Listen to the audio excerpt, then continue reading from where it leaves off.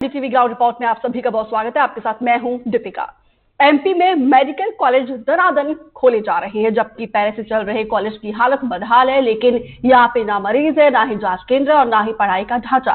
National medical commission की जांच में 13 सरकारी मेडिकल कॉलेजों में ये कमियां पाई गई है और साथ ही एनएमसी ने जिन कॉलेजेस पर सवालिया निशान लगाए हैं उनमें से ग्वालियर का शासकीय गजराजा चिकित्सा महाविद्यालय भी शामिल है।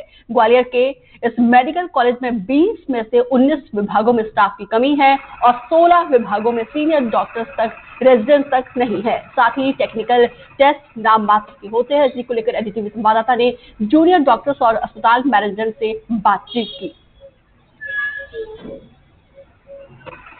एक तरफ सरकार जगह जगह मेडिकल कॉलेज खोलती चली जा रही है और दूसरी तरफ जो मेडिकल कॉलेज में जो पढ़ाने के लिए फैसिलिटी होना चाहिए वो फैसिलिटी उपलब्ध नहीं है।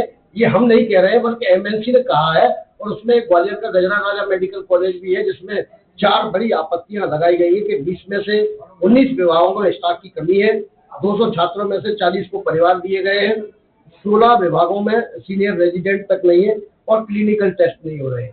हमारे साथ जूनियर डॉक्टर्स मौजूद हैं, हम उन्हीं से बात करते हैं कि डॉक्टर ये जो आपत्ति की गई है तो इसका असर तो निश्चित तौर पर बच्चों पर ही पड़ना है। मैं डॉक्टर संदीप सिंह जावा, जिला अध्यक्ष हूँ।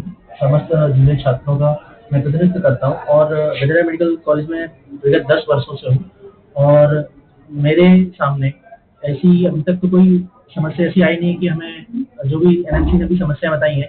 हाल ही में एसआर के इंटरव्यूज हुए हैं तो एसआर की पूर्ति कर ली गई है। जो 16 विभागों में अगर ऐसी समस्या आ रही है तो जो अभी भर्ती हुई उनके पास शायद वो समस्या खत्म हो जानी चाहिए, तो वो पुरानी है, उसका निराकरण हो चुका है।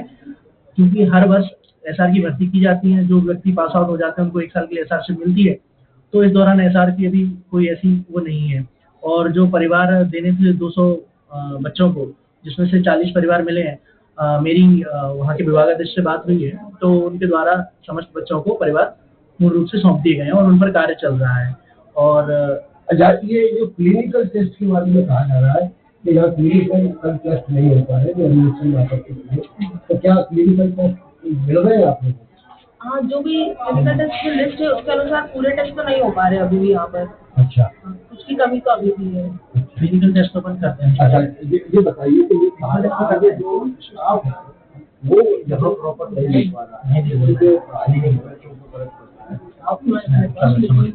बच्चे भी कुछ लापरवाही करते हैं, ऐसा नहीं है, लेकिन अगर स्टाफ बराबर है तो दिक्कतें क्या है? मतलब अगर स्टूडेंट की तो एमएनसी तो एक ऐसी संस्था है जो जांच करके गई है और वो बाला है, तो कहीं ना कहीं पढ़ाई में कुछ बच्चों को दिक्कत आ रही है।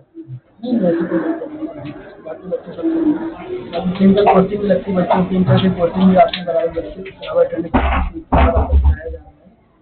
बच्चे महाविद्यालय में सभी प्रकार के टेस्ट उपलब्ध हैं।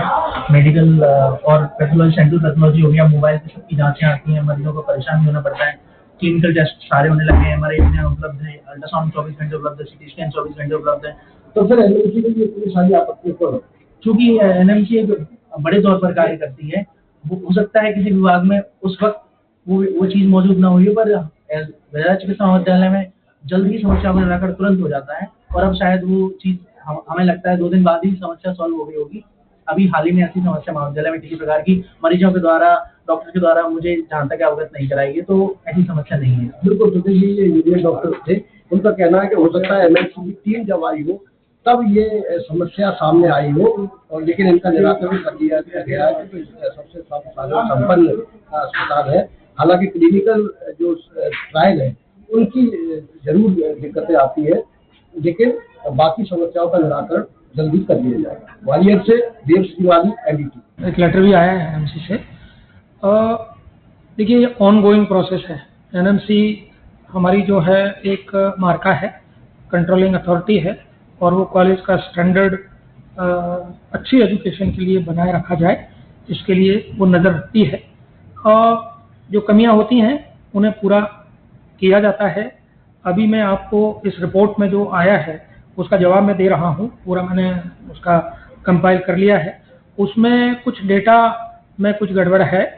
अब जैसे फैमिली एडॉप्शन वाला एक डेटा है, तो उसमें ये कहा गया है कि सिर्फ 40 फैमिली अडॉप्ट हुई हैं, परंतु 200 के 200 बच्चों को फैमिली अलॉट हुई हैं, क्योंकि एक गांव की नहीं है, वो 7 गांव की फैमिलियां अडॉप्ट हुई हैं।